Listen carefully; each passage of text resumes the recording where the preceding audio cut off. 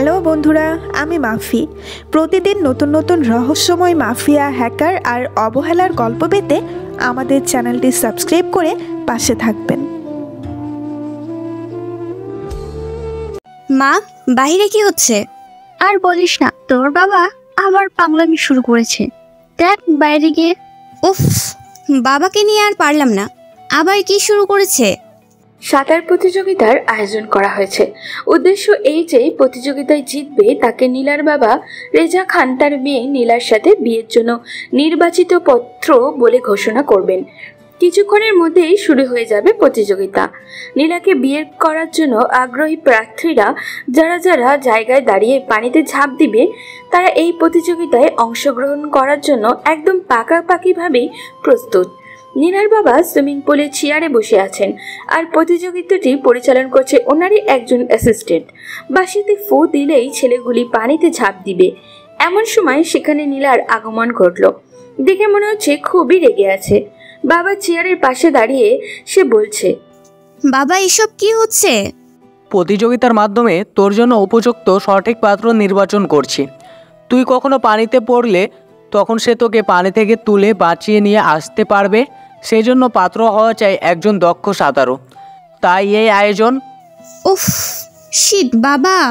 তুই কোনো চিন্তা করিস না মামনি, তোর জন্য আমি উপযুক্ত ছেলেকেই প্রতিযোগিতায় বিজয়ী করব এবং তারপর নির্বাচিত সেই ব্যক্তির নেওয়া হবে আগুন থেকে রক্ষা করার প্রতিযোগিতা, আর তারপর শক্তি প্রতিযোগিতা, যে তোকে অনায়াসে ছিনতাইকারী বগাটে চোর ডাকাতের হাত থেকে বাঁচাতে পারে, আর তারপর রান্নার প্রতিযোগিতা।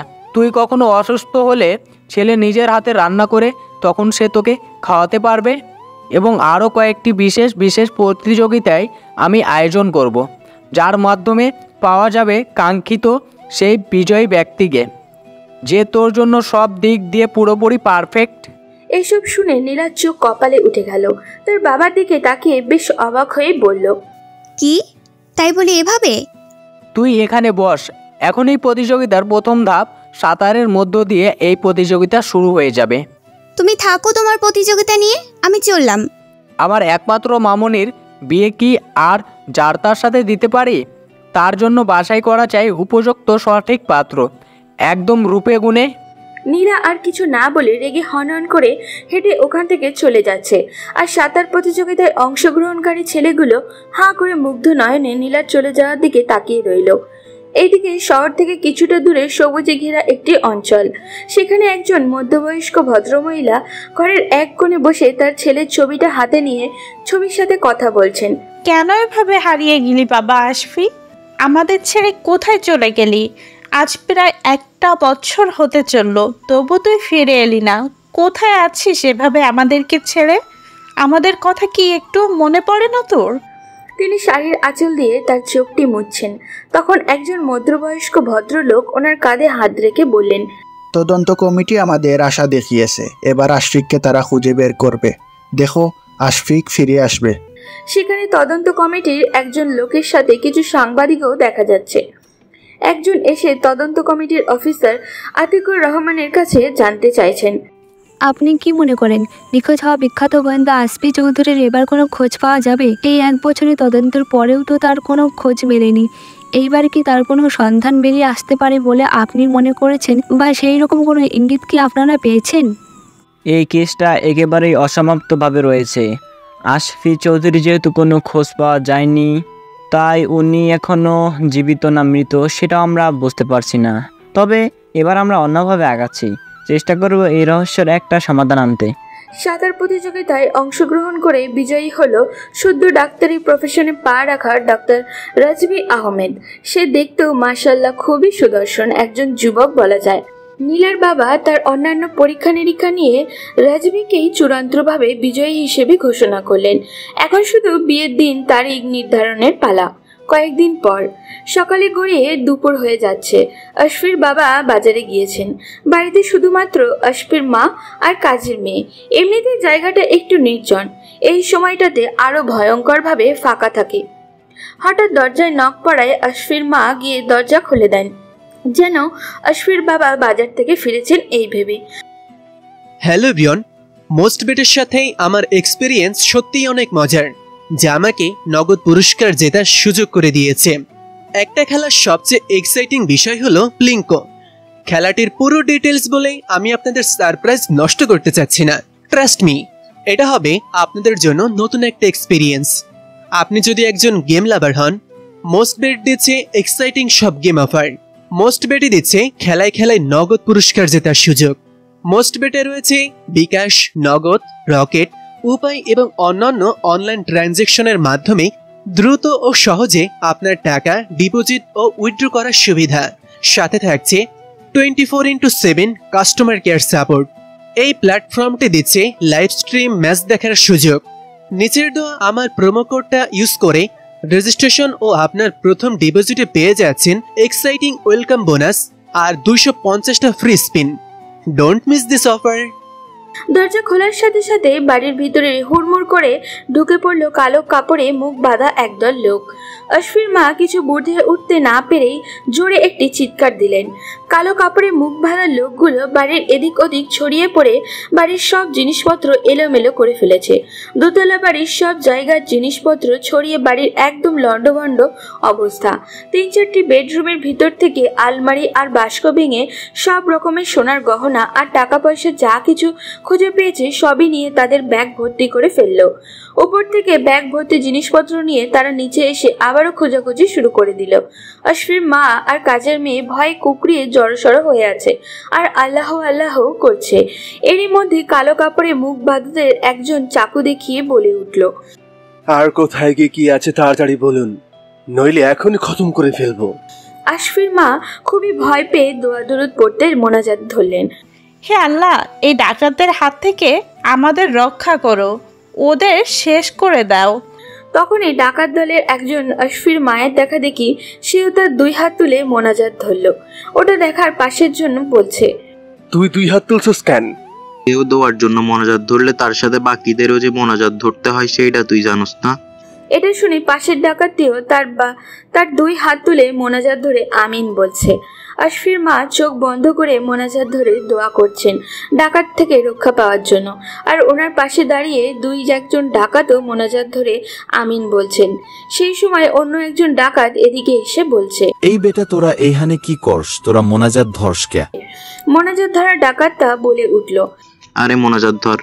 আশফির মা বলছেন, আল্লাহ, এই ডাকাতদের শেষ করে দাও, রক্ষা করো আমাদের, ওদের শেষ করে দাও। এটা শুনে ডাকাতটি চেঁচিয়ে বলে উঠল, আরে বেটা, এই মহিলা তো আমাকে মারবার কথা কইতাছে। মোনাজাত ধরা ডাকাতের এতক্ষণে হুঁশ ফিরে হাঁ করে তাকিয়ে ভালো করে আশফির মায়ের কথাগুলো শুনছে। আশফির মা চোখ বন্ধ অবস্থায় এখনো দোয়া করেই যাচ্ছেন। ওনার গায়ের সাথে কাজের মেয়েটা ভয় লেপ্টে আছে। হঠাৎ ডাকাত দলের লিডার ভাগওয়ালা একজন বলে উঠলেন, এই চল সবাই, আমাদের operation successful, now we are going to next step. ওর গলার আওয়াজ শোনার সাথে সাথে আশফির মা চোখ খুলে আশফি বলে চিৎকার দিয়ে উঠলে ডাকাতরা চলে যাচ্ছিল। কালো কাপড়ে তাদের সবার মুখ বাঁধা। আশফির মা দৌড়ে ওর কাছে গেলেন। আশফি, বাবা তুই এসেছিস? কালো কাপড়ে মুখ বাঁধা থাকায় তার চেহারাটা দেখা যাচ্ছিল না, শুধু চোখ দুটো খোলা ছিল। সে অবাক হয়ে তীক্ষ্ণ চোখে আশফির মায়ের দিকে একবার তাকিয়ে তার দলবল নিয়ে সে চলে গেল। এদিকে বিয়ের পোশাক সাজানো অবস্থায় সেই ভারী শাড়িটা 2 হাত দিয়ে ধরে গা ভর্তি গহনা নিয়ে একটি মেয়ে রাস্তা দিয়ে দৌড়ে ছুটে যাচ্ছে। তখনই হঠাৎ করে রাস্তার পাশে থেকে আরেকটি মেয়ে ছুটে যাওয়া সেই মেয়েটিকে ডাক দেয়, নীলা, এই নীলা শোন, একটু দাঁড়া প্লিজ। নীলা পিছনে তাকিয়ে মেয়েটিকে দেখে থেমে গিয়ে ওর দিকে এগিয়ে গিয়ে বলল, প্রেমা তুই? তোর না আজ বিয়ে, কিন্তু তুই বিয়ে না করে কোথায় যাচ্ছিস? নীলা হাঁপাতে হাঁপাতে বলল, আমি পালিয়ে এসেছি। বিয়ে করব না বলে এতদিন বিভিন্নভাবে বিয়েটা ক্যান্সেল করে দিয়েছিলাম, কিন্তু এবার বাবা প্রতিযোগিতার মাধ্যমে পাত্র নির্বাচন করে বিয়ে ঠিক করলো, যাতে এবার আর কোনো অভিযোগ দিয়ে পাত্রকে বিদায় করতে না পারি। তুই তো জানিসই আমি এখন বিয়ে করলে আমার মডেল হওয়ার স্বপ্নটাই মাটি হয়ে যাবে। প্রেমা মন খারাপ করে বলল, আমারও বাড়ি থেকে বিয়ে দিয়ে দিয়েছিল, তাই পালিয়ে এসেছে। নীলা ভ্রু উপরে তুলে অবাক হয়ে বলল, কি? কেন, বর পছন্দ হয়নি? আরে পুরো ডাকাতের মতো দেখতে, একজনের সাথে বিয়ে দিয়ে দিয়েছিল, তবে সে অনেক পয়সাওয়ালা। আমি পয়সা দিয়ে কি করব? স্বামী যদি চোর ডাকাতের মতো দেখতে হয় তো? নীলা হাসতে হাসতে বলল, চোরের মতো দেখতে? আচ্ছা, চোর ডাকাতরা দেখতে কি খুব খারাপ হয়? তুই কখনো সত্যিকারের ডাকাতকে দেখেছিস? কেমন দেখতে হয় তারা? ও মা, আমি কিভাবে সত্যিকারের ডাকাতকে দেখবো? সবাই বলে ডাকাতরা দেখতে খুব বিশ্রী হয়। আচ্ছা, ডাকাতরা কি শুধু সব সময় বিশ্রী হয়? কোনো ডাকাত কি কখনো সুন্দর হয় না, মানে হিরোদের মতো? জানি না, তুই কি শুরু করলি বলতো ডাকাত নিয়ে? এতক্ষণ বাড়িতে হয়তো খোঁজাখুঁজি শুরু হয়ে গেছে। কোথায় যাবি, কিছু ঠিক করেছিস? আমার এক পরিচিত মহিলা প্রডিউসার আছে, ভাবছি আপাতত ওখানে গিয়ে উঠবো, তারপর ওখান থেকে অন্য কোথাও চম্পট দিব। দুপুর 2টায় ওই শহরে যাওয়ার একটা ট্রেন আছে। তাহলে দেরি করছিস কেন, তাড়াতাড়ি চল। রেল স্টেশনে গিয়ে নীলা আর প্রেমা ট্রেনের টিকিট কাটার পরে বেঞ্চে বসে আছে। আশেপাশের লোকজন ওদের পোশাক আর সাজগোজ থেকে অদ্ভুতভাবে তাকাচ্ছে। বিশেষ করে নীলার গায়ের ভারী শাড়ি আর ভারী গহনার উপর থেকে কারো চোখই সরছে না। একজন ছিনতাইকারী এসে হামলা করলো। নীলা আর প্রেমার চিৎকারে আশেপাশের লোক এসে ভিড় করলে ছিনতাইকারীরা ভয়ে দৌড় দিয়ে পালিয়ে যায়। ট্রেনের টিকিট দুটো নীলার হাতে ছিল, আর তখনই নীলার হাত ফসকে সেটা মাটিতে পড়ে যায়। মাটিতে পড়েই টিকিট বাতাসে উঠতে লাগলো। নীলা তাড়াতাড়ি টিকিট দুটো ধরার চেষ্টা করছে, কিন্তু সেটা উড়ে চলেই যাচ্ছে। টিকিটের দুটো উড়ে রেল স্টেশনের বাইরে চলে গেল। নীলাও টিকিটের পিছনে পিছন দৌড়াচ্ছে। টিকিট উড়ে রাস্তার পাশে এসে পড়লো, আর একটা মুরগি ওদিক দিয়ে দৌড়ে যেতেই সেই মুরগিটির পায়ের সাথে আটকে যায় টিকিটটি। নীলা এবার ছুটলো মুরগির পিছন পিছন। মুরগি তার পায়ের সাথে টিকিট নিয়ে দৌড়াচ্ছে। পাশেই ছিল মুরগির খামার। মুরগি সেখানে ঢুকে যায়। ওখানে শত শত মুরগির মধ্যে কোনটা সেই মুরগি ওরা বুঝতে না পেরে নীলা হতাশ হয়ে দাঁড়িয়ে আছে। পিছনে প্রেমা এসে দাঁড়িয়ে বলল, দোস্ত, ট্রেনটা চলে গেছে। আধা ঘন্টা পার হয়ে যাবার পর আবার ট্রেনের টিকিট কেটে নীলা আর প্রেমা গন্তব্যহীনভাবে একটি ট্রেনে উঠে পড়ল। এখন উদ্দেশ্য একটাই, তাড়াতাড়ি এই শহর ছেড়ে পালাতে হবে। ট্রেনে উঠে ওদের বান্ধবী লাবণ্যকে দেখতে পায়। সেও নাকি বিয়ের আসর থেকে পালিয়ে এসেছে। কোথায় যাবে কিছুই জানে না। এখন তিনজনই একসাথে বসে আছে। ওদের তিনজনের বিয়ের সাজগোজ আর অপরূপ সৌন্দর্য দেখে আশেপাশের ছেলে যাত্রীগুলো ফিদা হয়ে যাচ্ছে। মহিলাগুলো নীলার গায়ের ভারী গহনা দেখে তাকিয়েই আছে। বেলা গড়িয়ে বিকেল হয়ে এসেছে। নীলাদের সামনে বসে থাকা একজন ভদ্রলোক এদিকে তাকিয়ে বলল, তোমরা এত সোনার গহনা পরে এই ট্রেনে উঠেছ কেন? কিছুটা পথ গেলেই তো সামনে জঙ্গল, আর জায়গাটা ভালো না। ওখানে প্রায় ডাকাতের আক্রমণের কথা শোনা যায়, সাবধানে থাকো তোমরা। আশেপাশের লোকজনও বলাবলি করছে এর আগেও নাকি কয়েকবার ট্রেনে ডাকাতি হয়েছে এখানে। এসব শুনে অন্যান্য যাত্রীরা আতঙ্কে তাদের টাকা পয়সা, গলার চেইন, কানের দুল খুলে লুকিয়ে রাখতে শুরু করলো। আমার কিন্তু খুব ভয় করছে দোস্ত। আরে এই বুড়োদের কথা ছাড় তো। ওসব জঙ্গল থাকলে মানুষ একটু ভয় দেখায়। আমরা বরং সামনের বগিটাতে গিয়ে বসি, চল। এখানে একটুও ভালো লাগছে না। ঠিক বলেছিস, এই বুড়োদের সাথে বসে খুব বোরিং লাগছে। নীলার সাথে প্রেমা আর লাবণ্য সিট থেকে উঠে এসে অন্য আরেকটা বগিতে চলে এলো। এই বগিতে বসার জন্য সিট খুঁজতে খুঁজতে এক জায়গায় ফাঁকা দেখতে পেয়ে তিনজন ওখানে গিয়ে বসলো। ট্রেন দাঁড়িয়ে গেছে এই স্টেশনে, থেকেও কিছু যাত্রী উঠবে। এরপরেই এই ট্রেন ক্রস করবে সেই জঙ্গল এলাকা দিয়ে। নীলা, প্রেমা আর লাবণ্য ট্রেনের ভিতরে জমিয়ে আড্ডা দেওয়া শুরু করেছে। তখনই এই স্টেশন থেকে ওঠা দুটো ছেলে এসে ওদের বিপরীতের সামনের সিটটায় বসলো। ছেলে দুটোকে ওদের দিকে হাঁ হয়ে এক দৃষ্টিতে তাকিয়ে আছে। হঠাৎ নীলা বলে উঠল, এই যে হ্যালো, এভাবে কি দেখছেন? হ্যাঁ, চোখে সানগ্লাস পরা, মুখে হালকা খোঁচা খোঁচা দাড়িওয়ালা ফর্সা ছেলেটা একবার তার চোখের সানগ্লাসটা খুলে মিষ্টি কণ্ঠস্বরে বলে উঠল, আপনাদের খুব সুন্দর লাগছে। তা এত সেজে গুজে ঘুরতে বেরিয়েছেন কেন? কোনো কারণ আছে নিশ্চয়ই, সেটাই দেখছিলাম। লাবণ্য নীলার কানে ফিসফিস করে বলছে, ছেলেটা কি হ্যান্ডসাম দেখেছিস? উফ, আমি তো পাগল হয়ে যাচ্ছি। নীলা লাবণ্যকে চুপি চুপি বলল, দেখে তো ভদ্রই মনে হচ্ছে, কিন্তু কেমন লুচ্চার মতো তাকিয়েছিল। তখনই সানগ্লাসওয়ালা ছেলের পাশের ছেলেটা প্রেমার দিকে তাকিয়ে এক চোখ টিপ দিল। রাগে প্রেমা বলেই ফেলল, আপনি এরকম অভদ্রের মতো আচরণ করছেন কেন? আমি কিন্তু পুলিশ ডাকবো। সানগ্লাসওয়ালা ছেলেটাও তার পাশের বন্ধুটির দিকে তাকিয়ে আস্তে করে বলল, ওই থাম, কি করছিস? Control man, control. এক্ষুনি কিছু করলে ঝামেলা হয়ে যাবে, তাই চুপ করে বস।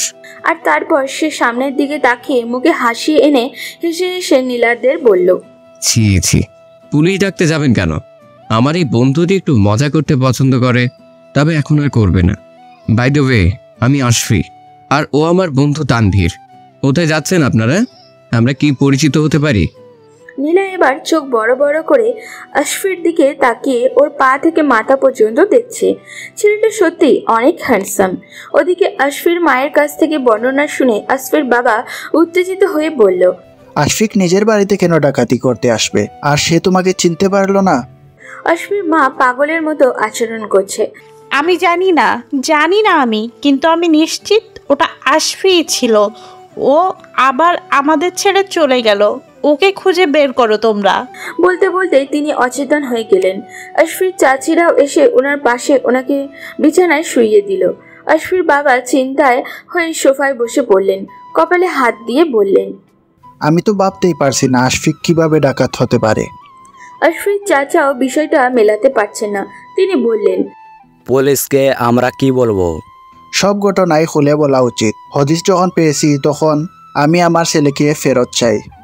সেই সময় কাজের মেয়ে এসে বলল, মিউ হন্টি ভাইজানের গলা, ওইটা আসফি ভাইজান আসছিল। ওইদিকে ট্রেনের ভিতরে আশফি আর তানভীরের সাথে নীলাদের বেশ আলাপ জমে গেছে।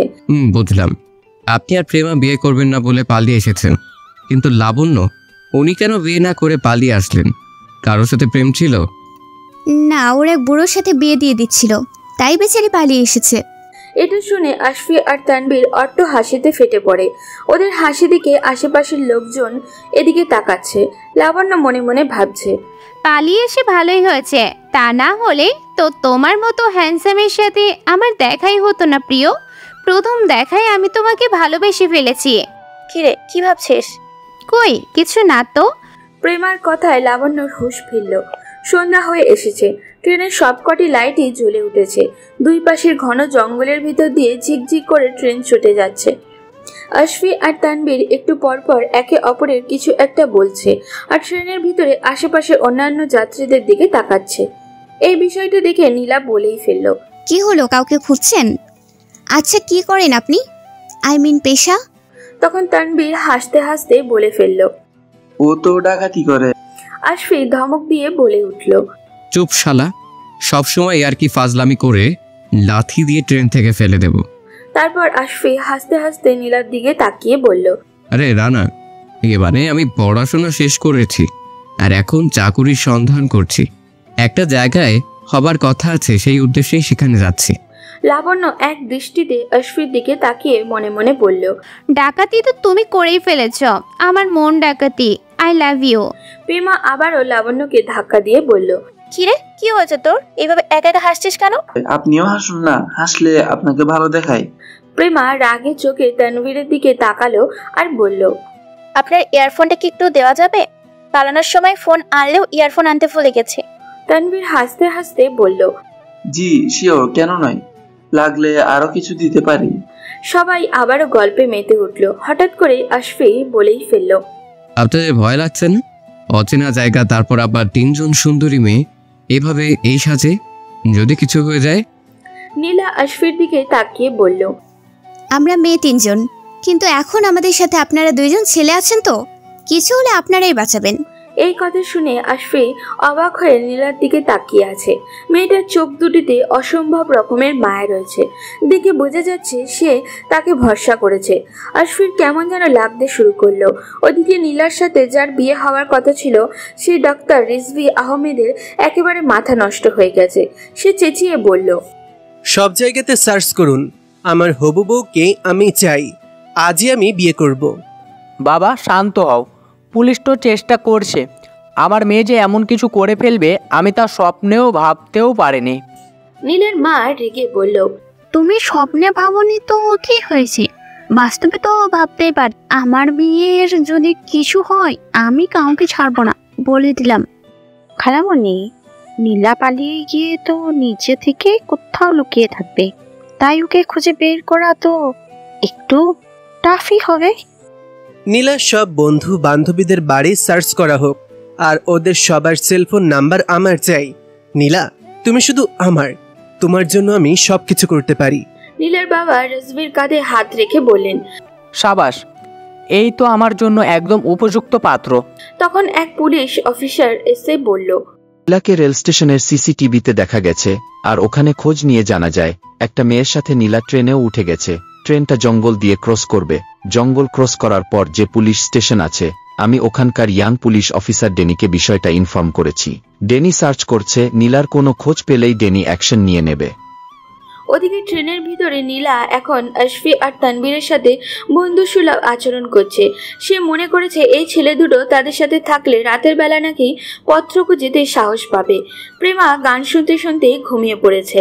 লাবণ্য আশফির দিকে মুগ্ধ নয়নে তাকিয়ে আছে। নীলাও আর চোখে মাঝে মাঝে আশফির দিকে দেখছে আর মনে মনে ভাবছে, মডেল হওয়ার পর যদি এমনই একটা ছেলে তার নায়ক হতো। আশফি আর তার তানভীর খুবই মিশুক। দুইজন খুব অল্প সময়ের মধ্যে আশেপাশের যাত্রীদের সাথে পরিচিত হয়ে গল্পে মেতে উঠেছে আর তাদের সম্পর্কে অনেক কিছুই জেনে ফেলেছে। ট্রেনের ভিতরে আশফি এক বৃদ্ধ লোকে রাতের খাবার এনে দিয়ে সাহায্য করায় বৃদ্ধ লোক খুবই আনন্দের সাথে বললেন, ছেলেটা খুবই ভদ্র, আল্লাহ তোমার মঙ্গল করুক। এভাবে অন্যান্য যাত্রীদের সাথেও আশফি আবার তানভীর ভালোই ভাব জমিয়ে গেছে। নীলাও এখন ঘুমিয়ে পড়েছে। হঠাৎ করে ট্রেনটা আস্তে চলতে শুরু করে দিল আর ট্রেনের সব লাইট অফ হয়ে গেল। তখন আশেপাশের বগির যাত্রীরা চিৎকার করা শুরু করে দেয়। কিছু বুঝে ওঠার আগেই এই বগিতেও একদল লোক উঠে পড়ল। ট্রেনটা এখন থেমে গেছে। আবারও ট্রেনের লাইটগুলো জ্বলে উঠল। লোকজন এদিক ওদিক ছোটাছুটি করছে। কেউ কেউ ট্রেন থেকে নেমে জঙ্গলের ভিতরে চলে যাচ্ছে। বোঝা যাচ্ছে ডাকাত আক্রমণ করেছে, সবকিছু লুটপাট করে নিচ্ছে। ঘুম ভেঙে নীলা এসব দেখে খুব ঘাবড়ে যায়। পাশে তাকিয়ে লাবণ্য আর প্রেমাকেও দেখতে না পেয়ে আরো ভয় পেয়ে গেল। সামনে আশফিকে দাঁড়িয়ে থাকতে দেখে আর কিছু না ভেবে উঠে দাঁড়িয়ে আশফির হাত ধরে বলল, চলুন তাড়াতাড়ি লুকাতে হবে আমাদের, এখনো বোধহয় ওরা আমাদের দেখতে পায়নি। নীলার কথায় আশফি অবাক হয়ে যায়। আশফিকে দাঁড়িয়ে থাকতে দেখে নীলা আশফির হাত ধরেই ওকে টেনে নিয়ে যাচ্ছে। টানতে টানতে আশফিকে ট্রেনের বাথরুমের ভিতরে নিয়ে গেল আর ভিতর থেকে দরজা লাগিয়ে দিল। প্লিজ আমাকে ছেড়ে যাবেন না, আমার বান্ধবীরা কোথায় পালিয়েছে আমি জানি না, আমার খুব ভয় করছে, আপনি আমার সাথে থাকবেন প্লিজ।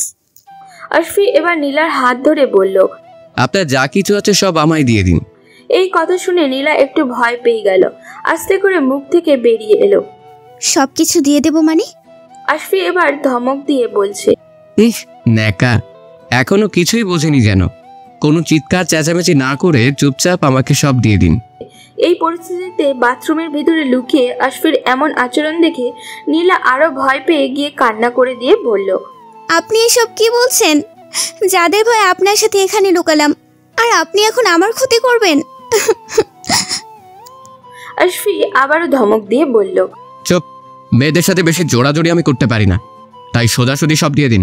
আশফি নীলার গায়ে হাত দিয়ে দিতে গিয়েও দিল না, আরো রেগে গিয়ে বলল, সবকিছু ভালোই ভালোই দিয়ে দিন।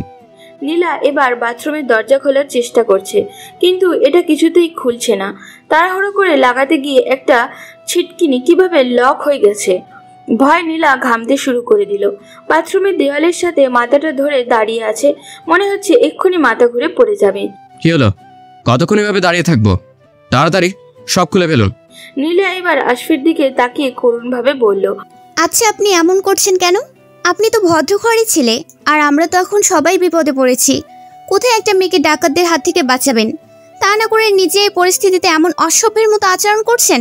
ছি, বাড়িতে কি মা বোন নেই? এজন্যই অপরিচিতদের সাথে পরিচিত হতে নেই। আশফি আরো রেগে যায় আর এবার সে তার পকেট থেকে চাকু বের করে নীলার গলায় ধরে বলল, বেশি কথা বললে কিন্তু একেবারে খতম করে দিব।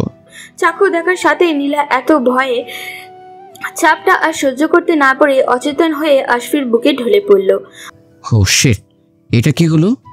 আমি তো মেয়েদের গায়ে হাত দিতে পারি না, এখনো শরীর থেকে এই গহনাগুলো খুলবো কি করে? আশফি নীলাকে এক হাতে ধরে রেখে অন্য হাতে তার চাকুটা পকেটে ঢুকিয়ে ফেললো আর বাথরুমের কল থেকে কিছুটা পানি নিয়ে নীলার মুখে ছিটিয়ে দিল। হুঁশ ফেরার সাথে নীলা জোরে একটি চিৎকার দিল। নীলার চিৎকারে দুইজন ডাকাত এসে বাইরে থেকে বাথরুমের দরজা খোলার চেষ্টা করছে। তখন ভিতরে থেকে আশফি আওয়াজ দিল, ভিতরে কাজ চলছে, তোরা আর এখানে ডিস্টার্ব করিস না, একটা বড় টোপ পেয়েছি। আশফির কথা শুনে ডাকাতগুলো অন্যান্য যাত্রীদের কাছে চলে গেল। আশফি আবারও নীলার দিকে তাকিয়ে রেখে বলল, তাড়াতাড়ি সব খুলে ফেলুন, না হলে খতম করে দেব।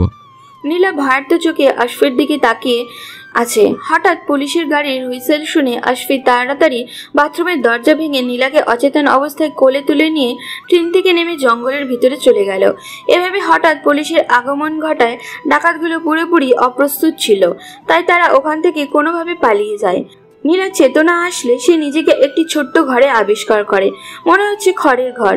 বিছানা থেকে উঠে বসে চারিদিকে ভালো করে দেখতে দেখতেই মনে পড়ে ট্রেনের ভয়ঙ্করভাবে ডাকাত দলের আক্রমণের কথা।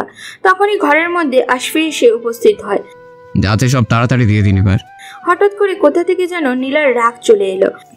আরে কি দিয়ে দেব? সেই কখন থেকে আমাকে বিরক্ত করছেন? এখনো বুঝতে পারছো না? তুমি আমাকে এখানে নিয়ে এসেছো তাই না? একবার যদি আমার বাবা জানতে পারে তোমার কি হাল হবে তুমি ভাবতেও পারবে না। আশফি হাসতে হাসতে বলল, তাই নাকি? তোমার বাবার অনেক টাকা পয়সা তাই না?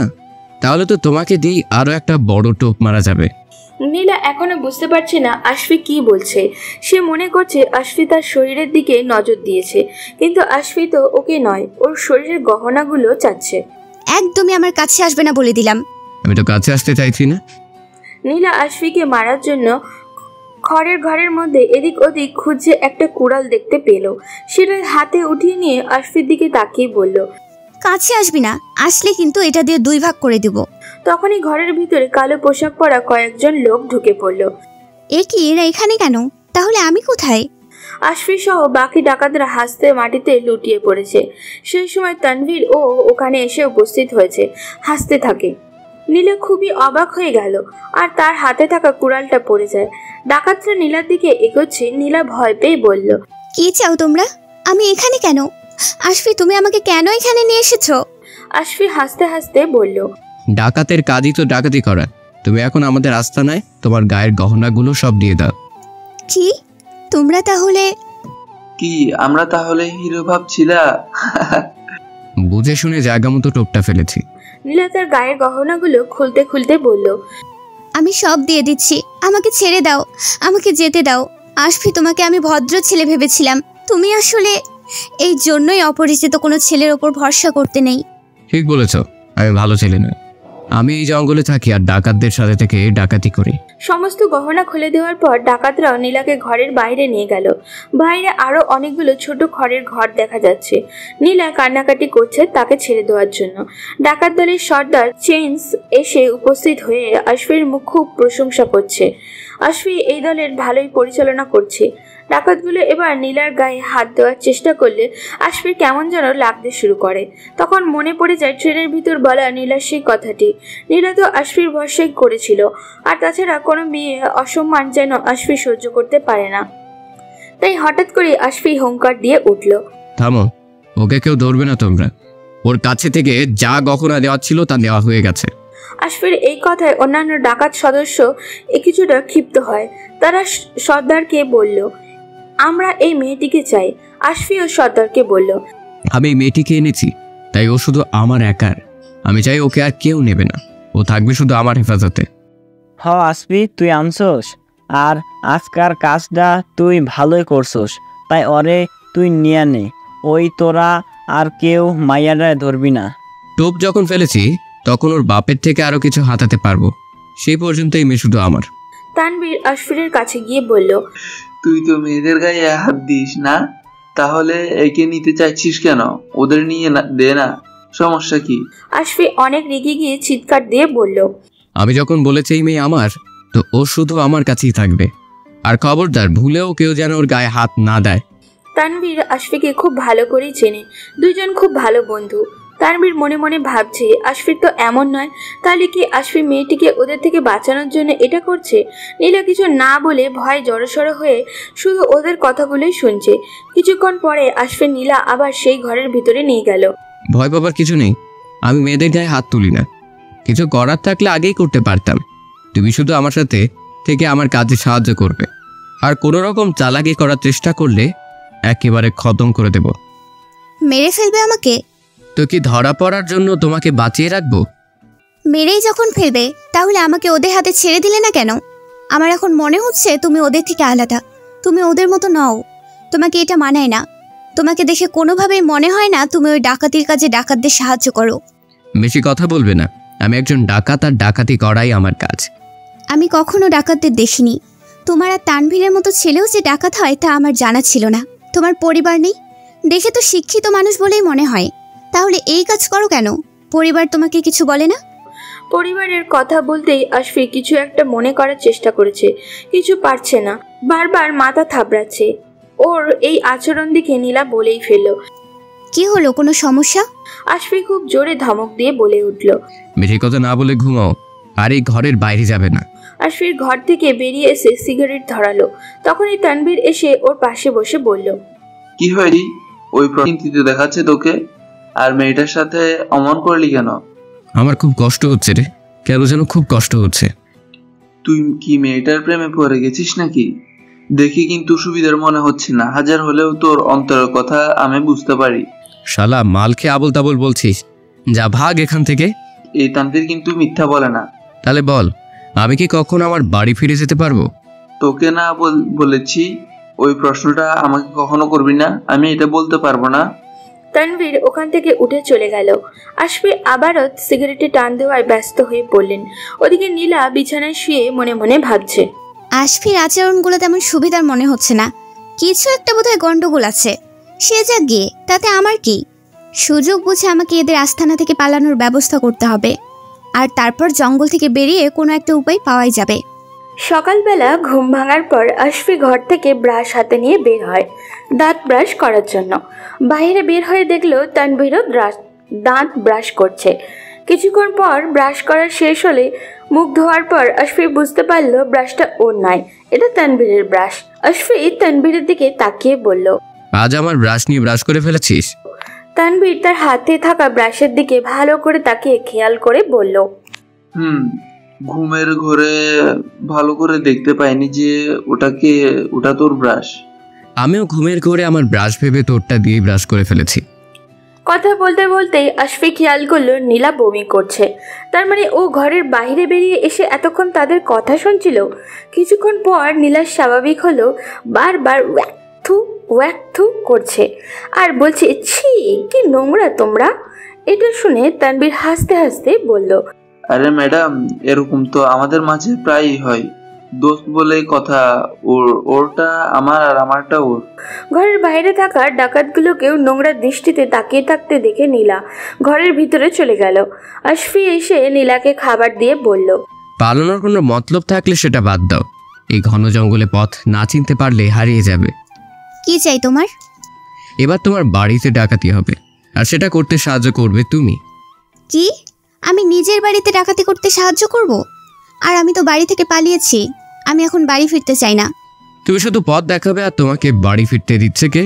গিয়ে তো তুমি পুলিশকে সব বলে দেবে। আমি কিচ্ছু বলবো না, আমাকে যেতে দাও, আমি অন্য কোথাও চলে যাব। চুপ, বেশি কথা বললে একদম শেষ করে দেব। আশফি ঘর থেকে বেরিয়ে এলো। হঠাৎ কিছু বুঝে ওঠার আগেই কয়েকজন ডাকাত এসে আশফিকে ধরে আনার আরেকটা ঘরে নিয়ে গিয়ে বেঁধে দিল। কি করছিস তোরা? ছাড় আমাকে। সেখানে ডাকাত সর্দার চেঞ্জ আর তার সহকারী মোহন ডাকাত এসে উপস্থিত হয়। আশফিকে চেঁচিয়ে বলল, এসবের মানে কি? মোহন ডাকাত এবার বলতে শুরু করলো, তুই জেনে গেছিস তাই না? তোকে না বলছিলাম আমরা ব্যতীত বেশি কিছু জানার চেষ্টা করবে না। তুই আসবি, এইটা শুধু জেনে রাখ, আমাদের দলের সাথে থেকে আমাদের সাথেই বেইমানি করবি তুই। মনে রাখিস, তোকে সেদিন এই আমরাই বাঁচিয়েছিলাম, আর এখন ফিরে গিয়ে তুই পুলিশকে সব বলে দিয়ে আমাদের ফাঁসাবি, তাই না? আশফি অবাক হয়ে বলল, আমি কিছুই জানিনি, জানতে পারিও নি। আমি শুধু এটা জানি আমি আশফি, আর আমার একটাই প্রশ্ন, ওই বাড়িতে ডাকাতি করতে গিয়ে ওই মহিলা আমার নাম কি করে জানলো? তার তো আমাকে চেনার কথা নয়, আমি কি তাকে চিনি? আমার তো কিছু মনে পড়ছে না। এই 1 বছরে তো এমন হয়নি, তাহলে এই বাড়িতে গিয়ে কেন এটা হলো? মোহন একটা বাঁকা হাসি দিয়ে বলল, তুই সত্যি আর কিছু জানতে পারিসনি? দলের লোকেরা কিন্তু তোর সাথেই ছিল। ওই মহিলা তোকে চেনে কি চেনে না তা আমরা জানি না। এখন তুই যদি ফিরে গিয়ে আমাদের ফাঁসাতে চাস, আমি কত কঠোর পরিশ্রম করে এই ডাকাত বাহিনী গড়ে তুলেছি। আমি কোথায় ছিলাম, কে আমি, সেসব আমার কিছুই মনে নেই। তোমাদের সাথে এতদিন থেকে তারপর ফিরে গিয়ে আমি বেইমানি করতে পারবো না। আশফিকে ছেড়ে দাও, ও কিছু জানে না। আমার আর দলের সাথে বেইমানি করলে তার শাস্তি একটাই, মৃত্যু। ওদিকে নীলা ঘর থেকে বের হতে গেলে ডাকাতগুলো আশফিকে ওই ঘরে আটকে রেখে বের হয়ে এলো। তাই নীলা পালাতে না পেরে আবারও ঘরের ভিতরে ঢুকে যায়। তানভীর ডাকাতদের বারবার বোঝানোর চেষ্টা করছে আশফি এখনো তার পরিচয় জানতে পারেনি। ইঞ্জেকশনের প্রভাবে এখনো তার স্মৃতি ড্যামেজ হয়ে আছে। সে যে একজন গোয়েন্দা, আর সে এই ডাকাতগুলোকে ধরতেই সেই ফাঁদে পড়ে গিয়ে নিজেও একদিন ডাকাত হয়ে যায়, সেই সব কিছুই মনে করতে পারেনি। এখন মনে করতে পারলেই তো আমাদের বিপদ। ও যখন একবার হদিস পেয়েছে, তাই ওকে এখন বাঁচিয়ে রাখাই আমাদের জন্য ঝুঁকিপূর্ণ। হাজার হলেও গোয়েন্দা আসবে মাথার ভিতরে যখন ঢুকছে, তাহলে ও ওই বাড়ি গিয়ে আবার নিজের পরিচয় খোঁজার চেষ্টা করবে। তবে আমাদের সাথে থেকে এই 1 বছরে সে ভালো দক্ষতার সাথে কাজ করেছে। তাইলে এখন কি করুম? ওই বাড়িটা কার বাড়ি আছিল? ওইখানে যাইয়া ঝামেলাটা হইল। পোলাটা তো ভালোই কামের, অরে মাইরা ফালাইলে তো আমাগই লস। একটা উপায় আছে, যেভাবে যেদিন গোয়েন্দা আসফির মাথায় নষ্ট করে দিয়ে ডাকাত আসিফ বানিয়েছিলাম, ঠিকই সেইভাবে ওকে আবার আরেকটা ইঞ্জেকশন দিয়ে নিজের নামটাও ভুলে দিতে হবে। ঠিক কইছস মোহন, তাইলে ওই আজকার ঘটনা সহ সব ভুইলা নিজের নামটাও ভুইলা যাইব। তখন ওরে আমরা আবার নতুন করে সব শিখাইয়া কামে লাগামু। তোমার বুদ্ধির তারিফ করণ লাগে। সর্দার, আপনি মনে হয় ভুলে গেছেন আমি একসময় ল্যাবে গবেষণার কাজ করতাম। বুদ্ধি তো আমার একটু বেশি থাকবে। এদিকে কাল রাতে পুলিশ অভিযানে ট্রেনের ভিতরে নীলাকে খুঁজে পাওয়া যায়নি। ডাকাতের আক্রমণের জন্য নীলা জঙ্গলের ভিতরে পালিয়ে গেছে বলে তারা ধারণা করেছেন। নীলার সেই হবু বর রসবি নীলার খোঁজে পেতে অস্থির হয়ে বারবার পুলিশ অফিসার ড্যানিকে ফোন করেছে। ড্যানির কাছে নীলার কয়েকটি ছবিও পাঠানো হয়েছে। পুলিশ অফিসার ড্যানি নীলার ছবি দেখে নীলার প্রেমে পড়ে যায়। তাই সে নিজেকে এবার নীলাকে খুঁজতে বের করতে জঙ্গলে অভিযান চালাবে। সবাইকে তৈরি থাকতে বলো, আমি এখনই বেরিয়ে পড়বো। স্যার। এরপর ড্যানি তার পুলিশ দলবল নিয়ে জঙ্গলের ভিতরে অভিযান চালিয়ে জঙ্গলের ভিতরে পথ হারানো নীলার বন্ধু প্রেমা আর লাবণ্যকে খুঁজে পায়। প্রেমা আর লাবণ্যকে খুঁজে পেয়ে ড্যানির মুখে হাসি ফুটে উঠল। তাহলে এইবার নীলাকেও খুঁজে পাওয়া যাবে। ট্রেনের জানলা দিয়ে পালিয়ে আসার সময় নীলাকেই আমরা ট্রেনের ভিতরে আশফি নামের এক ছেলের সাথে রেখে এসেছিলাম। তোমরাও তো নীলার মতো বাড়ি থেকে পালিয়ে এসেছো। তোমাদের বাড়ি থেকেও পুলিশ ইনফরমেশন করেছে। এখন বাড়িতে জানিয়ে দেই, ওনারা অনেক চিন্তা করছে। না না, এখনই বাড়িতে জানাবেন না প্লিজ, আগে নীলাকে খুঁজে পাই তারপর। কেন, কোনো প্রেমিক আছে নাকি যে তার সাথে পালাবেন? লাবণ্য হাসতে হাসতে বলল, হ্যাঁ আমার আছে। না মানে আমার প্রেমিককে আগে খুঁজে পাই তারপর বাড়িতে জানাবো, আগেই জানাবেন না প্লিজ। লাবণ্য মনে মনে আবারও আশফির দেখা পেতে চাইছে।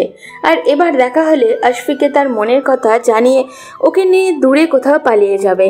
আশফি হয়তো ওর মতো সুন্দরী ভালোবাসা ফেলতেই পারবে না। এটা ভেবে লাবণ্যর মনে প্রেমের জোয়ার বয়ে যাচ্ছে।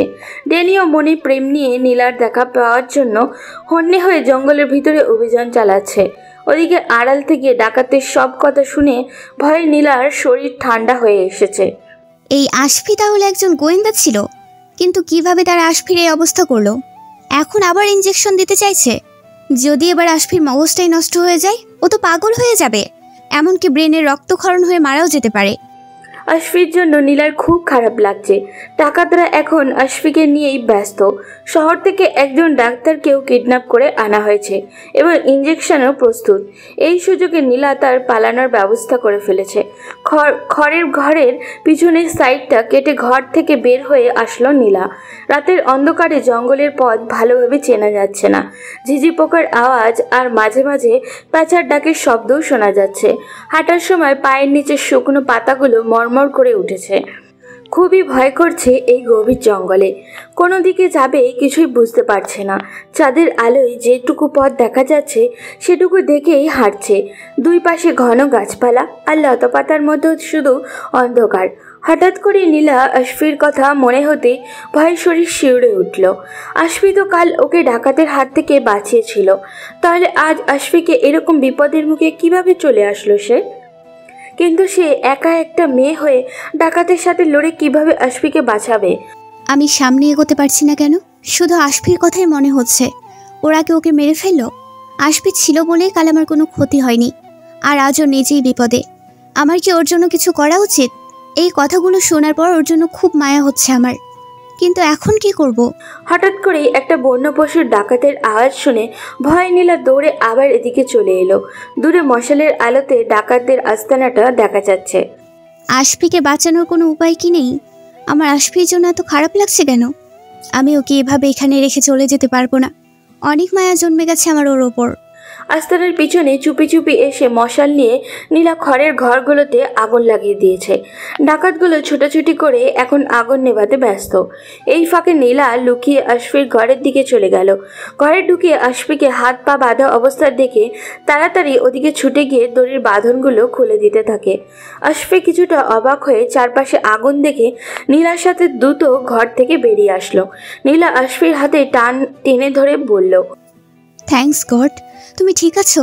তাড়াতাড়ি চলো, আমাদের এক্ষুনি পালাতে হবে। এখানে আগুন লেগে গেছে আর আমার দলকে ছেড়ে আমি পালিয়ে যাব? রাখো তোমার দল, ওরা তোমাকে মেরে ফেলতে চেয়েছিল। তাড়াতাড়ি চলো। আমি তোমার কথা কেন শুনবো? তখনই ডাকাত সর্দার চেঞ্জ এদিকে চলে আসলো। ওই মাইয়াডাই এখন আগুন লাগাইয়া দিছে, ওরে আমি ছাড়ুম না। ওই তোরা কে ওরে ধর। সেই সময় একজন ডাকাত সদস্য ছুটে এসে বলল, সর্দার, সব পুড়ে যাইতাছে। এই ঘরের মালামালগুলো এখন কি করবো? বিরাট বড় ক্ষতি হয়ে যাইব সর্দার। ডাকাত সর্দার চেঞ্জ দেখার জন্য ওদিকে চলে গেল। ডাকাতি করার সব ধন সম্পদগুলো ওই ঘরেই রয়েছে। খড়ের আগুন চারিদিকে ছড়িয়ে পড়েছে। নীলা আবারও আশফির হাত ধরে টানছে। এখনো দাঁড়িয়ে আছো কেন? বাঁচতে চাইলে তাড়াতাড়ি চলো।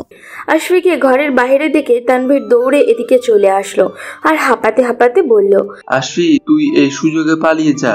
তুই জানিস না ওরা তোর সাথে কি করতে চেয়েছিল? আমি তোকে সাহায্য করেছি জানতে পারলে আমাকেও মেরে দিত। তুই নীলাকে নিয়ে তাড়াতাড়ি চলে যা। মোহন ডাকাত চেঁচিয়ে বলল, ওই ওদের ধর, ওরা পালিয়ে যাচ্ছে। আর তানবীর বেঈমান, তোর কপালেও মৃত্যু আছে। সব কয়টাকেই আজকে শেষ করে দেব। ডাকাতগুলো ওদের ধরতেই আসলেই হঠাৎ পুলিশের গুলির আওয়াজ শোনা যায়। তানভীর চেঁচিয়ে বলল, আশফি, পুলিশ, তাড়াতাড়ি দৌড় লাগা। পুলিশ থেকে নীলার মনে হয়ে গেল এখন পুলিশের হাতে পড়লে তো বাড়ির খবর চলে যাবে, আর তখন আবার বাড়িতে নিয়ে গিয়ে ওই রেজবির সাথে বিয়ে দিতে চাইবে। নীলা আর কিছুই না ভেবে পালানোর জন্য আশফির এক হাত ধরে টানছে, আর ওদিকে তানভীর ও আশফির জন্য হাত ধরে টানছে। পুলিশের জিপ থেকে নামার সাথেই পুলিশ অফিসার ড্যানির ওদের দিকে চোখ গেল। নীলাকে দেখার সাথে সাথে ড্যানি ওকে চিনে ফেলেছে। আশফি আর এক মুহূর্ত দেরি না করে নীলা আর তানভীরের সাথে অন্ধকার জঙ্গলের ভিতরে দৌড় দিল। ড্যানি পিছন থেকে ওদের ধরার জন্য ডাকছে, নীলা, নীলা দাঁড়াও। কিন্তু ততক্ষণে ওরা অন্ধকারে কোন দিকে হারিয়ে গেছে তা বোঝা যাচ্ছে না। ডাকাত সর্দার চেঞ্জ আর মোহন ডাকাত দলের কয়েকজন নিয়ে পালিয়ে গেছে। ডেনি ডাকাত দলের এক সদস্যকে ধরে তার পেটে একটা ঘুষি দিয়ে বলছে, ওই মেয়েটিকে তোরা ধরে এনেছিস? ও কার সাথে পালিয়ে গেল? ওই দুটো ছেলেকে? ওই পোলা দুইটা আমাকে দলের লোক, ওরা আমাকে সাথেই কাম করে। ডেনি অবাক হয়ে বলল, হোয়াট? পুলিশ দেখে নীলা বাঁচার চেষ্টা না করে উল্টো ডাকাতের সাথে পালিয়ে গেল? অন্ধকারে এই গভীর জঙ্গলের পথ চেনা যাচ্ছে না। দৌড়াতে দৌড়াতে ওরা কোন দিকে চলে এসেছে তা বোঝাই যাচ্ছে না, শুধু ছুটেই চলেছে। হঠাৎ নীলার শাড়ির আঁচলটা একটি গাছের ডালের সাথে আটকে গেল। অন্ধকারে নীলার ওটা ছাড়াতেও পারছে না। কোনো উপায় না পেয়ে পুরো শাড়িটাই খুলে ফেলে দিল। এখন শুধু একটাই চিন্তা, কোনোভাবে পুলিশের হাতে ধরা পড়া যাবে না। নীলার বিয়ের শাড়িটা ওখানেই লতাপাতার ভিতরে পড়ে রইল। শাড়ি খোলা অবস্থায় নীলা এভাবেই আশফি আর তানবীরের সাথেই দৌড়াচ্ছে। ভোর হয়ে গেছে। ডেনি থানায় ফিরে এসেছে। নীলার বাসায় খবর দিল যে নীলা খোঁজ পাওয়া গেছিল। সে নীলার বাবা আর নীলার হবু বর রেজবিকে ফোনে বলল, নীলাকে জঙ্গলের ভিতরে ডাকাতের আস্তানা পাওয়া গেছে, আর সেখানে পুলিশ যাওয়ার নীলা একটা ডাকাত ছেলের হাত ধরে তার সাথে পালিয়ে যায়। এখন জঙ্গলে তাদের ধরার জন্য খোঁজ চলছে। এই খবর শুনে রেজবি খুবই উত্তেজিত হয়ে যায়। কি? আমার নীলা একটা ডাকাতের সাথে পালিয়েছিল? আমি কি নীলার যোগ্য নই? শেষ পর্যন্ত নীলা একটা ডাকাতকে? ছি, আমি এটা মানতে পারছি না। আমার মধ্যে কি নেই যা ওই ডাকাতের মধ্যে আছে, যার কারণে নীলা আমাকে বিয়ে না করে ওই ডাকাতের কাছে চলে গেল? না, এটা কখনোই হতে পারে না। নীলা শুধু আমার, আমি ওকে বিয়ে করব। আপনি তাড়াতাড়ি ওই ডাকাতটাকে সহ নীলাকে খুঁজে বের করুন। পুলিশ অফিসার ডেনি আর কি বলবে। নীলাকে আশফির হাত ধরে পালাতে দেখে তার নিজেরই বুকের ভিতরটা ফেটে যাচ্ছিল। সে মনে মনে ঠিক করে নিয়েছে প্রাণ দিয়ে হলেও নীলাকে সে খুঁজে বের করবে, আর তাকে খুঁজে পাওয়ার খবরটা আর নীলার বাড়ির লোককে দেবে না, লুকিয়ে রেখে নিজে নীলাকে বিয়ে করবে। এদিকে একটা ডাকাতের সাথে মেয়ে পালিয়ে গেছে বলে নীলার বাবা রেজা খান হার্ট অ্যাটাক করেছে, এখন হাসপাতালে ভর্তি।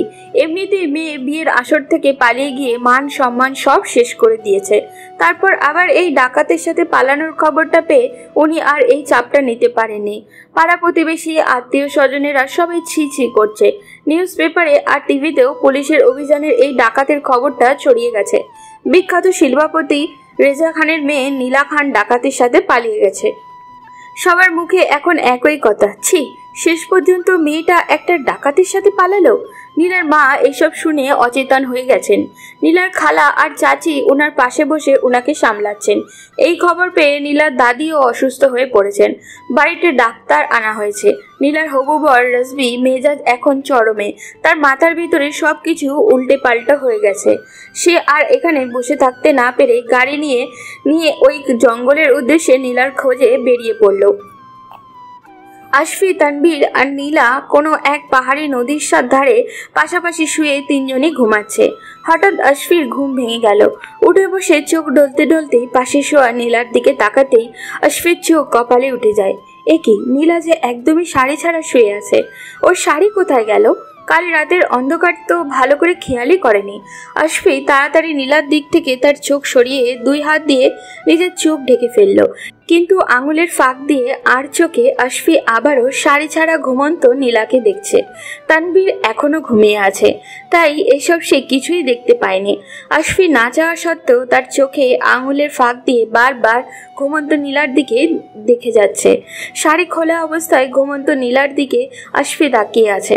চোখের উপর থেকে হাত সরিয়ে নির্লজ্জের মতো আরো ভালোভাবে দেখার জন্য এগিয়ে এসে বসলো। তাকিয়ে থাকতে থাকতে আশফি নীলার গালের এক পাশে হাত দিয়ে আলতো করে ছুঁয়ে দেয়। গালে কারোর হাতে স্পর্শ পেয়ে নীলা একটু নড়েচড়ে উঠল, কিন্তু ঘুম ভাঙল না। শরীরে শাড়ি জড়ানো নেই বলে নীলার গলা আর তলপেট সবই দেখা যাচ্ছে। আশফি কেন এইভাবে নির্লজ্জের মতো নীলাকে এই অবস্থায় দেখেছে সেটা ও নিজেও বুঝতে পারছে না। হঠাৎ করে সে নীলার পেটে হাত দেওয়ার সাথে সাথে নীলা জেগে যায়। ঘুম ভেঙে যাওয়ায় নীলা আশফিকে দেখে উঠে বসলো। পাশেই পাহাড়ি নদী বয়ে যাওয়া স্রোতের শব্দটা শোনা যাচ্ছে। সকালবেলায় সূর্যের আলোটা এসে পড়েছে জঙ্গলের ভিতর। সেই আলোয় গাছ আর লতাপাতার ভেতরে এক ঝলমলে আলোর আভা সৃষ্টি করেছে। আশফি এখনো একইভাবে নীলাকে দেখছে। আশফিকে এভাবে তাকিয়ে থাকতে দেখে নীলা একবার নিজের দিকে তাকিয়ে আবার আশফির দিকে তাকিয়ে বলল, কি দেখছো? নীলার খেয়ালই ছিল না যে ওর গায়ে এখন শাড়িটাও নেই। হঠাৎ করে নিজের দিকে তাকিয়ে বুঝে গেল আশফি কেন ওকে এভাবে দেখছে। ছি, কতক্ষণ ধরে এই অবস্থায় দেখছে কে জানে।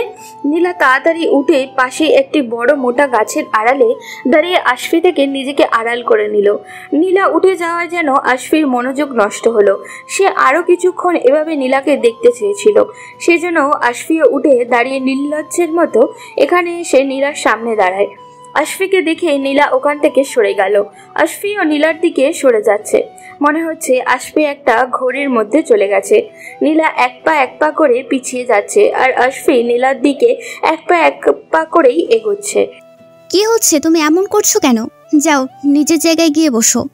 আশফি কিছু না বলে নীলার দিকে একইভাবে এগোচ্ছে। তুমি এমন করছো কেন? তুমি তো ভদ্র ছেলে, তুমি এমন করতে পারো না। না, তুমি ভুলে গেছো আমি একজন ডাকাত। ডাকাত, কিন্তু ভদ্র ডাকাত। তুমি এমন করতে পারো না। তোমাকে দেখার পর আর সেটা হচ্ছে না। এভাবে পেছোতে পেছোতে নীলা একটি গাছের সাথে ঠেকে গেল, আর আশফিও এখানে এসে থেমে যায়। এসব কি হচ্ছে? আশফি এবার নীলার কোমরে হাত দিয়ে নীলাকে ধরে ফেললো। কোমরের হাত রাখার সাথে সাথে নীলা কেঁপে ওঠে আর একবার চোখের পলক ফেলে আশফির দিকে তাকায়। আশফি এক দৃষ্টিতে নীলার দিকে তাকিয়ে আছে।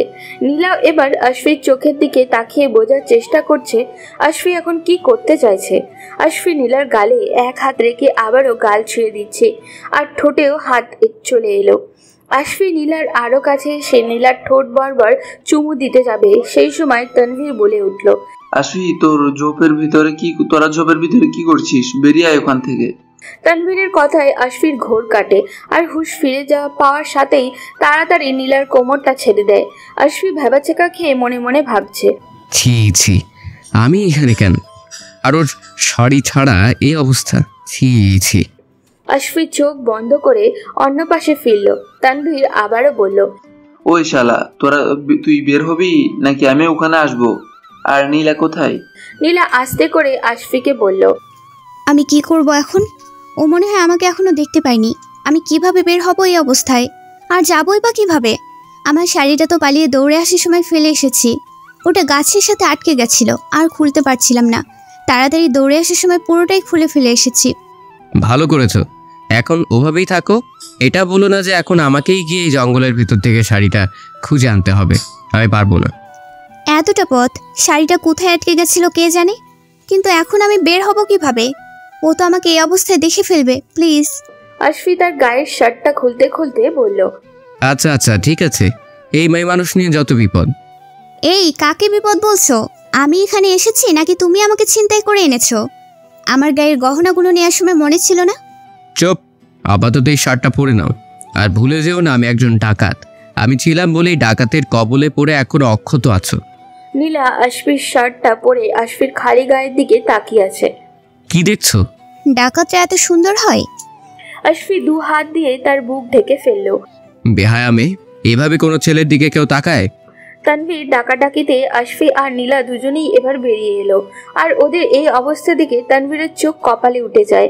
এদিকে নীলার বান্ধবী প্রেমার বাসায় খবর পৌঁছে গেছে প্রেমা এই থানায় রয়েছে। তারা প্রেমাকে নিয়ে যাওয়ার জন্য এখানে রওনা দিয়েছে। পরিবারের হাতে ধরা না দেওয়ার জন্য প্রেমা লাবণ্যকে নিয়ে থানা থেকে বের হয়ে চম্পট দিল। আর এখন রাস্তায় দাঁড়িয়ে কোনো গাড়ি আসার অপেক্ষা করছে। প্রেমা মন খারাপ করে বলল, নীলাটা যে কোথায়? ওকে কি আমরা এখানে রেখেই চলে যাব? শুনলি না, নীলা নাকি ডাকাতের সাথে পালিয়েছে। সেটা কিভাবে হয়? নীলা ডাকাতের হাত থেকে বাঁচার জন্য পালাবে? তা না করে ডাকাতের সাথে কেন পালাবে? পুলিশ ওকে দুইটা ছেলের সাথে পালাতে দেখেছে। হ্যাঁ, আমি কারোর সাথে পালাতে পারলাম না। আচ্ছা, ওই আসবি ছেলেটা কোথায় চলে গেল? ছেলেটা কিন্তু দারুণ হ্যান্ডসাম ছিল বল। ইস, যদি ওর সাথে পালাতে পারতাম। ওদিকে ডাকাতের আস্তানা থেকে এই অঞ্চলের পুলিশ অফিসার ডেনি যে কয়েকজন ডাকাতকে ধরে হাজতে ভরেছে তাদের মেরে আধ মরাও করে আর কিছু জানা যায়নি। সে এখানকার ফরেস্ট অফিসারকে সাথে নিয়ে পুরো জঙ্গলটা তল্লাশি করার ব্যবস্থা করেছে। এত বড় জঙ্গল, সেজন্য একটু সময় লাগবে। জঙ্গলের ভিতরে পাহাড়, গুহা, নদী কোনো কিছুরই বাদ যাবে না। পুলিশ অফিসার ডেনির মনে এখনো নীলার জন্য প্রেমের জোয়ার বয়ে যাচ্ছে। ফাইল ঘাটতে ঘাটতে নীলাকে বউ বানানোর স্বপ্নও দেখেছে সে। কিছুতেই নীলার খোঁজ পাওয়ার সংবাদটা এবার নীলার বাড়ির ভিতরে দিতে চায় না সে। নীলার কোনো খোঁজ পেলে আগে ওর বাড়িতে জানাবেন না, যা বলার আমি বলবো। কেন স্যার এরকম করবেন কেন? মেয়েটির পরিবার অনেক চিন্তা রয়েছে। মেয়ের বাবা অসুস্থ হয়ে গেছেন, আর উনি একজন বিখ্যাত বিজনেসম্যান। ওনার মান সম্মান। সেটা আমি যা বলেছি তাই হবে, এর বেশি একটা কথাও আপনি বলবেন না। Okay sir. নীলার হবু বর ডাক্তার রেজভি আহমেদ এখন গাড়িতে। এই অঞ্চলে আসতে আরো কয়েক ঘন্টা সময় লাগবে। গাড়িতে বসে নীলার কথা ভাবতে ভাবতে রাজভির ফোনের রিংটোনটা বাজা শুরু করে। দেখলো তার মা ফোন দিয়েছে। হ্যাঁ মা, বলো। তোর হবু বউ বিয়ের আসর ছেড়ে একটা ডাকাতের সাথে পালিয়ে গেছে, আর তুই তার পিছনে কেন ছুটছিস বাবা? ফিরে আয়। আমি নীলাকেই বিয়ে করব, নইলে কোনো দিনই বিয়ে করব না। এই কথাটা মাথায় ঢুকিয়ে নাও। এসব তুই কি বলছিস? বিয়ের আসর ছেড়ে পালিয়ে গিয়ে যে মেয়ে ডাকাতের সাথে রাত দিন কাটাচ্ছে তাকে তুই বিয়ে করবি? সমাজে আর কোনো মান সম্মান থাকবে তোর? তুই না একজন ডাক্তার। একটা ভালো মেয়ের সাথে আমি তোর বিয়ে দেব। আমি কিচ্ছু জানি না। আমি নীলাকে ভালোবাসি, আমার ওকেই চাই, আমি ওকেই বিয়ে করব। রাজবীর ফোনটা কেটে দেয়। কিছুক্ষণ পর রাজবীর ফোনের রিংটোন আবার বাজতে থাকে। এবার বন্ধু পলাশ ফোন দিয়েছে। রে ডাক্তারবাবু, তোর বইয়ের কোনো খোঁজ পেলি? না রে, এখনো ওইখানে পৌঁছাতে পারিনি। পুলিশ ওদের আর কোনো ইনফরমেশন দেয়নি। আচ্ছা বলতো, আমার মধ্যে কি নেই যা ওই ডাকাতটার মধ্যে আছে? আমি তো নীলাকে বিয়ে করতে সব রকম প্রতিযোগিতায় জিতেছি, সাঁতার থেকে শুরু করে ঘরের রান্না সবই। বল আমার মধ্যে কি নেই? সেইটাই তো বুঝতে পারছি না। তোর মতো একটা হ্যান্ডসাম ছেলেকে ফেলে সে কীভাবে যেতে পারলো? যে রাজপুত্রের জন্য এত এত মেয়ে পাগল, অথচ সে তাকে এভাবে ডুবালো। তোর বইয়ের কি আগে থেকে ডাকাতের সাথে প্রেম ছিল নাকি? সেসব হতেই পারে না। আমি সব প্রতিযোগিতায় জিতেছি, নীলা শুধুই আমার। দেখ আবার ওই ডাকাতের সাথে রোমান্স করে এতক্ষণে তার হয়েও গিয়েছে নাকি। একদম কোনো উল্টাপাল্টা কথা বলবি না। রাজবি ফোন কেটে দিয়ে এবার ফোনটা সুইচ অফ করে ফেললো। আর পলাশের শেষের কথাটা চিন্তায় আর চাপ নিতে না পেরে অচেতন হয়ে গেল। পাশে বসে থাকা বডিগার্ড আর গাড়ির ড্রাইভার পিছনে তাকিয়ে স্যার স্যার বলে রাজবিকে ডেকে যাচ্ছে। ওদিকে তানভীর নীলার দিকে তাকিয়ে নীলার পা থেকে মাথা পর্যন্ত তখন আসবে বলল, এভাবে ওর দিকে নজর দিস না। কেন, তোর বউ লাগে নাকি? তুই দিতে পারিস না? আমি দিতে পারি না? মেয়ে সামনে থাকলে চোখ যাবেই। ওর শাড়ি জঙ্গলে হারিয়ে গেছে, তাই ওকে এটা দিয়েছি। নীলের মতো হিরোইন সামনে আছে তাই মনে কি প্রেম চলে? সিনেমার নায়করাই কিন্তু নায়িকাদের এভাবে নিজের শার্ট পরার জন্য এগিয়ে দেয়। তুই ডাকাত হলেও তোর সুন্দর চেহারার জন্য তোকে হিরোই লাগে। তোরেও হিরো লাগে, কিন্তু নীলার দিকে নজর দিস না। হায়, আজ পর্যন্ত কোনো মেয়ের সাথে প্রেম করতে পারলাম না, আর ডাকাতের সাথে কে প্রেম করবে বল? ওই ডাকাত সর্দার বলেছিল আশফি আসলে একজন। নীলার কথা শেষ হওয়ার আগেই ঘন গাছপালার ভেতরে থেকে কারোর হেঁটে আসার পায়ের শব্দ পাওয়া গেল। মোহন ডাকাত চিল্লিয়ে বলছে, সর্দার ওই তো ওরা। ওই হারামজাদা দুইটারে ধর। আর তানভীর ওরে ছোটবেলা থেকে পাইলা বড় কইরা আজ আমার লগে বেইমানি করলো, ওরে আমি জ্যান্ত রাখুম না। আশফি আর তানভীর পাশে বয়ে চলা পাহাড়ি নদীতে ঝাঁপ দেয়। নীলা সাঁতার না জানায় তীরেই দাঁড়িয়ে থাকে।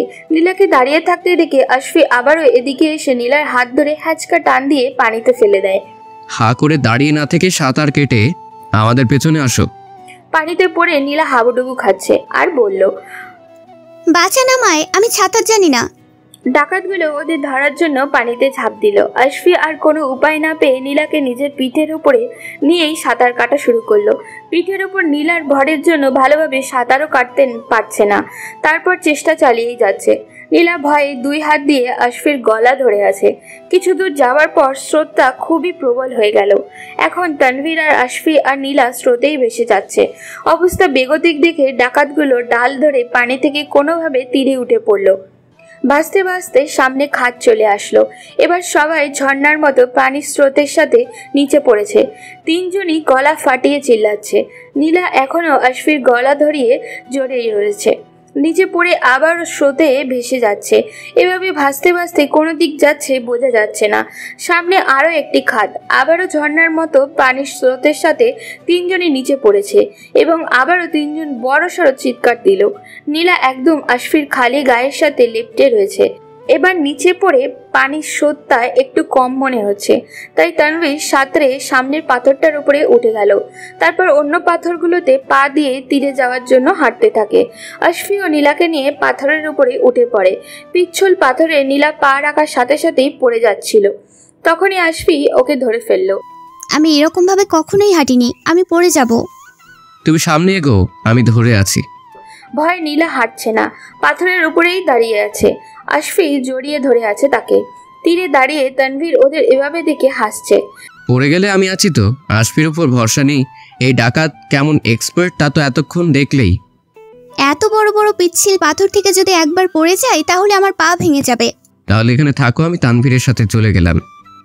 এই না, আমাকে একা রেখে যেও না প্লিজ। নীলা আরো শক্ত করে আশফিকে জড়িয়ে ধরে দুই পা আশফির কোমরে দিয়ে আশফির গলায় ঝুলে পড়ে। একটা মেয়ে এতক্ষণ ধরে শরীরের সাথে লেপ্টে আছে, এবার আশফির কেমন যেন লাগতে শুরু করলো। তানভীর হাসতে হাসতে মাটিতে গড়াগড়ি খাচ্ছে আর বলছে, উফ কি রোমান্টিক দৃশ্য, আশফি চালিয়ে যা। আশফি ওভাবেই নীলাকে নিয়ে হাঁটতে শুরু করলো। ভয়ে নীলা চোখ বন্ধ করে আছে। আশফি তীরে চলে এসেছে। নীলা এখনো গলা ধরে আশফির গায়ের সাথে লেপ্টে আছে। দুজনেরই ভেজা শরীর। নীলা এবার আস্তে আস্তে চোখ খুলে চোখ ঘুরিয়ে চারিদিকে দেখে নিয়ে আশফির দিকে তাকালো। আশফির ভেজা চুল থেকে টপ টপ করে পানি পড়ছে। সারা মুখে ফোঁটা ফোঁটা পানি লেগে রয়েছে। এত কাছে থেকে আশফিকে এভাবে দেখে নীলার বুকের ভিতরে তোলপাড় শুরু হয়ে গেল। এরকম তো আগে কখনো লাগেনি। কেন এত বেশি ভাবছে এই ছেলেটাকে নিয়ে? এই ডাকাতটা কি তাহলে এবার নীলার মন ডাকাতি করে ফেললো? নীলার হার্টবিট বেড়ে গেছে, অথচ আশফি নীলাকে ধরেই রেখেছে। নীলা আশফির গলা ছেড়ে দিয়ে এবার নিচে নামলো আর লজ্জায় এক দৌড়ে একটি গাছের আড়ালে গিয়ে লুকালো। ওখানে গিয়ে নীলা হাঁপাতে হাঁপাতে বলল, আমি ওর চোখের দিকে তাকাবো কিভাবে? আমার কেমন কেমন লাগছে। ওর চোখের দিকে তাকালেই মনে হচ্ছে আমি ওর প্রেমে পড়ে গেছি। তানভীরের হাসি থামিয়ে বলল, ম্যাডাম বের হয়ে আসুন, আমরা চলে যাচ্ছি। নীলা হাঁচি দিতে দিতে গাছের আড়াল থেকে বের হলো। আমি এই ভেজা কাপড়ে যাব কিভাবে? আর আমার গায়ে যে কাপড়ই নেই, খালি গায়ে যাচ্ছি। আমার আবার একটুতেই ঠান্ডা লাগে, এতক্ষণ পানিতে থেকে অলরেডি লেগে গেছে। আগে জঙ্গল থেকে বের হই, তারপর গরম লাগার ব্যবস্থা করা হবে। এটা শুনে তানভীর আশফির দিকে তাকিয়ে এক চোখ টিপ নিয়ে সবগুলো দাঁত বের করে হাসতে হাসতে বলল, কি রে শাহলা, কাহিনী তবে এত দূর? আশফি রাগে লাফিয়ে উঠে তানভীরকে মারা শুরু করে দিল। দুইজনের মারামারি চলছে। এই থামো তোমরা, হা হা হাচ্ছি, তাড়াতাড়ি চলো, আমার শরীরটা বোধহয় এবার খারাপ করবে। তিনজনই জঙ্গলের ভিতরে পথ ধরে হাঁটছে। হাঁচি দিতে দিতে নীলার অবস্থা শেষই একেবারে। দুই একবার তো আশফির গায়ের ওপরেও হাঁচি দিয়ে দিয়েছিল। অবশেষে গাড়ি যাবার শব্দ শোনা যাচ্ছে, তার মানে সামনেই পাকা রাস্তা। রাস্তায় এসে যে কোনো একটা গাড়িতে ওঠার জন্য তিনজনই দাঁড়িয়ে আছে। হাঁচি দিতে দিতে নীলার নাক লাল হয়ে গেছে, আর এদিকে ক্ষুধার্ত পেটে চো চো করছে। পেট কামড়ে ধরেছে। পেটে হাত দিয়ে নীলা কোনো রকমে দাঁড়িয়ে আছে। হঠাৎ করে নীলা বলে উঠল, বুঝলাম ডাকাতের মনে হয় ক্ষুধা লাগছে না, কিন্তু আমি কি করব, আমার তো পারছি না। কি বলো তুমি? ডাকাতরা কি মানুষ নয় নাকি? আমারও ভীষণ ক্ষুধা লেগেছে, কিন্তু তাই বলে এখনো উইক হয়ে যায়নি, দম আছে। হা হা হাচ্ছি, দেখতে পাচ্ছ না আমি অসুস্থ? আর কিছুক্ষণ এভাবে থাকলে হয়তো মাথা ঘুরেই পড়ে যাব। এটা বলতে বলতেই আর সেকেন্ড না যেতেই নীলা অচেতন হয়ে গেল। নীলা মাটিতে পড়ে যাচ্ছে। তখন তানভীর ওকে ধরতে যাবে, তার আগেই আশফি ওকে ধরে ফেললো। তানভীর আশফির দিকে তাকিয়ে বলছে, নে এবার ঠেলা সামলা। আশফি নীলাকে কোলে নিয়ে দাঁড়িয়ে আছে। তখনই একটা মাইক্রো এদিকে আসতেই তানভীর হাত ইশারা করে সেটা থামালো। মাইক্রোর কাজ সরিয়ে ওর ভিতর থেকে মাথায় টুপি আর পাঞ্জাবি পরা একজন বয়স্ক লোক বললেন, কারা তোমরা? এভাবে এখানে দাঁড়িয়ে আছো কেন? আশফি নীলাকে কোলে নিয়েই মাইক্রোর সামনে এগিয়ে গেল। খুব বিপদে পড়েছি আঙ্কেল। পরশুদিন আমরা ট্রেনে যাওয়ার সময় ট্রেনে ডাকাত আক্রমণ করে, আর তখন ট্রেন থেকে নেমে জঙ্গলের ভিতরে গিয়ে লুকিয়ে পড়ি এবং তারপরই পথ হারিয়ে ফেলি। অনেক কষ্টে আমরা বেরিয়ে এসেছি। আর দেখুন, এই মেয়েটি অসুস্থ হয়ে পড়েছে। যদি শহর অবধি একটু পৌঁছে দিতেন আমাদের। পাঞ্জাবি পরা লোকটি ওদের দিকে তাকিয়ে পা থেকে মাথা পর্যন্ত দেখে নিয়ে পড়ল। আহারে, কি অবস্থা হয়েছে ছেলে মেয়েগুলোর। হ্যাঁ, ট্রেন ডাকাতি করার কথা শুনেছি তো। এই অঞ্চলে ডাকাতগুলো খুবই উৎপাত করে। এসো এসো, তাড়াতাড়ি গাড়িতে উঠে পড়ো। ওরা গাড়িতে উঠে পড়লো। গাড়ি চলতে শুরু করলো। লোকটি আবারও বলল, শহরে গিয়ে কোথায় নামবে? এখানকার চেনো কিছু? আগে না আঙ্কেল, আমরা কিভাবে চিনবো? আমরা তো আমাদের গন্তব্য যাচ্ছিলাম। পথের মধ্যে ট্রেন ডাকাতি হয়েই যত বিপদ হলো। এখন টাকা পয়সাও সাথে কিছু নেই। এটা বলে আশফি মনে মনে বলল, চিনি না মানে? এই এলাকা আমার খুব ভালো করে চেনা। কতবার যে ডাকাতি করেছি তার হিসেব নেই। তোমরা বরং আজ আমার বাড়িতেই ওঠো। মেয়েটা সুস্থ হলে তারপর যেও। আমি আব্দুল লতিফ। এই শহরের নিজস্ব 2টা বাড়ি আছে, অনেক জমি জমা আছে। বলতে গেলে আল্লাহ অনেক কিছুই দিয়েছে, এত দিয়েছে যে এত ধন সম্পদ রাখার ওই জায়গা হচ্ছে না। এই কথা শোনার সাথে সাথেই আশফি আর তানভীর একে অপরের দিকে তাকিয়ে একটা শয়তানি হাসি দিল। তানভীর আস্তে করে বলল, এ তো দেখছি মেঘনা চাইতে জল, এবার একটা বড় দান মারা যাবে। কুল ম্যান, কৌশলে কাজ সারতে হবে। এখন অভিনয় চালিয়ে যায়। কি তোমাদের কোনো অসুবিধা আছে আমার বাড়িতে যেতে? আশফি হাসতে হাসতে বলল, না না আঙ্কেল, কিসের অসুবিধে? কোনো অসুবিধে নেই, বরং আমাদের তো আরো সুবিধেই হয়। নীলা চেতনা আসছে আর চোখ খুললেই বলল, পানি খাবো, আমি পানি খাবো। লোকটি একটি বোতল নীলার দিকে এগিয়ে দিয়ে বলল, এই যে মা, পানি খেয়ে নাও। গাড়ির ড্রাইভার একবার পিছনে ফিরে ওদের দেখে নিয়ে আবার গাড়ি চালাতে মনোযোগ দিল। ক্ষুধাতে নীলা এখন ঢক ঢক করে পানি খাচ্ছে। মেয়েটি কে হয় তোমাদের? আশফি কিছু বলতে যাবে, তার আগে মুখ থেকে বোতল সরিয়ে নিয়ে নীলা বলে উঠল, ওদের সাথে আমার ট্রেনে পরিচয় হয়, আমি ট্রেনে করে যাচ্ছিলাম। ও আচ্ছা, পরিচয় হয়ে ভালোই হয়েছে। তাহলে ছেলে দুটো তোমার উপকার করলো। নীলা একটা হাসি দিয়ে আশফির দিকে তাকালো। বেশ কিছু দূর যাওয়ার পর শহরে চলে এলো ওরা।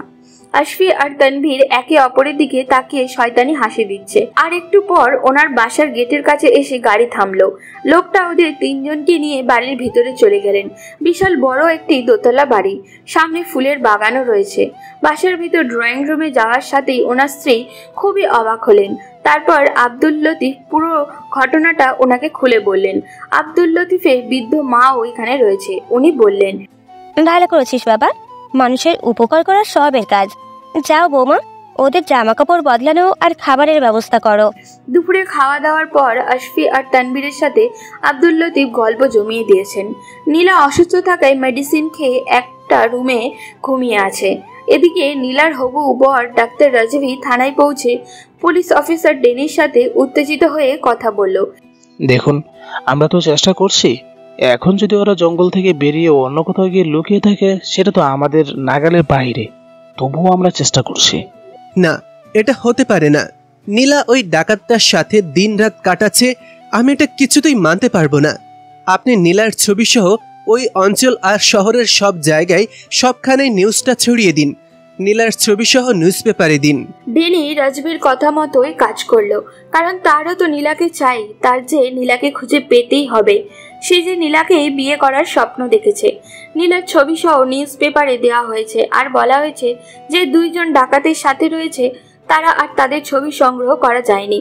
তবে তারা দুইজনই অল্প বয়সী, দুইজন যুবক। কেউ এই তিনজনের খোঁজ পেলে অতি দ্রুত পুলিশের এই নাম্বারে যোগাযোগ করতে বলা হয়েছে।